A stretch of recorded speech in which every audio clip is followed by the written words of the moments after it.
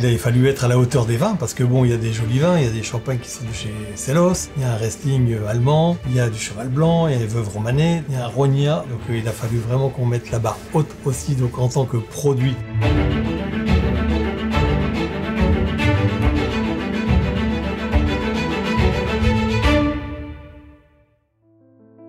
Le 16 novembre, Robert Parker fait un joli événement. Nous, on va faire une alliance de mets et vins par rapport à ces grandes bouteilles qui nous ont été présentées. Avec le champagne Sellos, on a prévu une raviole de tartufon et truffe blanche, parce qu'on est en pleine saison de la truffe blanche, avec un jus de riquette et noisettes. Ensuite, avec le Riesling, on a prévu un caviar qui sera accompagné d'une mousseline de pommes de terre qui est cuit avec du hareng fumé, donc qui va très très bien s'accommoder avec ce fameux Riesling. Ensuite, on aura une sole cébette, donc une sole cuite meunière, ouverte, farcie avec de la cébette et de la truffe. Et comme c'est un vin rouge, on a mis un jus de volaille rôti avec un beurre noisette, donc qui va très bien aussi s'accommoder avec la Veuve Romanée. Ensuite, très grand vin qui est le Cheval Blanc, et en plus il est en format de 3 litres, donc c'est quand même un double magnum, donc c'est quand même des modèles assez rares.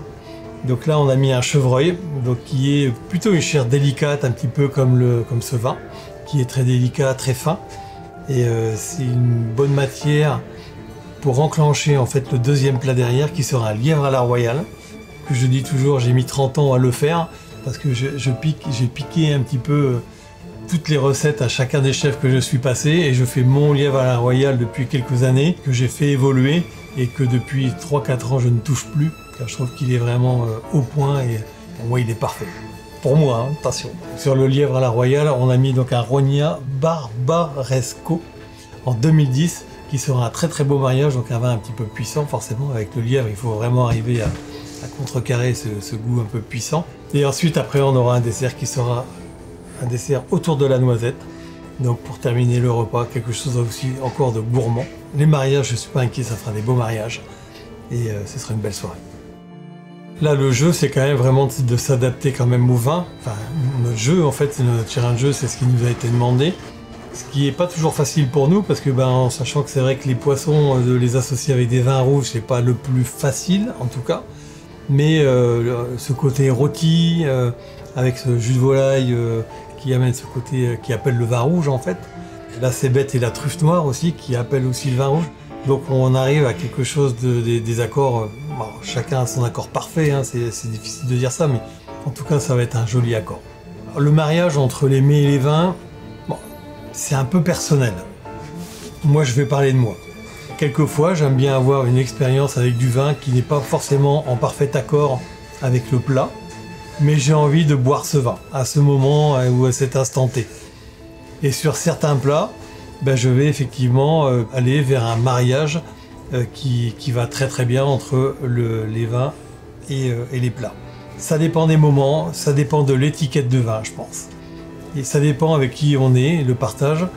Donc le mariage n'est pas forcément toujours obligé, en tout cas entre le plat et les vins. Nos producteurs qui nous font nos légumes ou qui vont à la pêche, c'est des métiers, sans eux on n'existe pas. Les vignerons, c'est un petit peu la même chose. Les producteurs de vin, ça fait partie à part entière d'un repas et de l'expérience que l'on a autour de la table. Donc on a vraiment besoin d'eux, eux ils ont besoin de nous aussi. Et puis on fait un peu le même métier.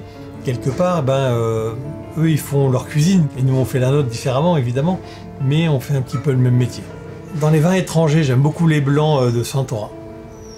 Je trouve qu'ils font d'excellents blancs, c'est très particulier mais c'est vraiment excellent. Après dans les vins français, j'aime bien tout ce qui est Bourgogne en blanc et rouge. Je trouve que c'est très fin, c'est très délicat et ce qui s'accommode très bien je trouve aussi avec ma cuisine. Mis à part la saison du gibier où là on va chercher un peu plus musclé. Et la vallée du Rhône aussi que j'aime beaucoup, en rouge. Il n'y a pas très longtemps, j'ai eu cette chance d'aller à la Romanée Conti, de qui me restera un moment à vie. On a l'impression d'arriver dans le temple du vin, et c'est quelque chose qui est absolument incroyable.